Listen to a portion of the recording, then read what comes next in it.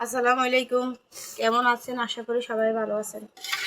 তো আমি গরুর নাড়া ঝোল রাঁধছি। বলছিলাম যে রান্না করি, খাওয়াবার সময় সবাইকে দেখাবো। তো কেউ তো ভিডিওতে আসবে না, তার কারণে আমি কাউকে দেখাতে পারি নাই। এই যে খাইছে, দেখেন খাওয়া দাওয়া করে সবাই প্লেটগুলো রেখে গেছে, হাড্ডিগুলো রেখে গেছে। তো খাওয়ার পর আবার তরমুজও খাইছে কয়েক টুরা। আর সবার ঘরে ঘরে এই যে সবার ঘরে ঘরে দিতেছি। দেখেন এই যে এক ঘরে দিয়ে আসছি, আর এই 2 ঘরের জন্য আবার বাড়িয়ে নিছি। তো দিতেছি সবার ঘরে ঘরে।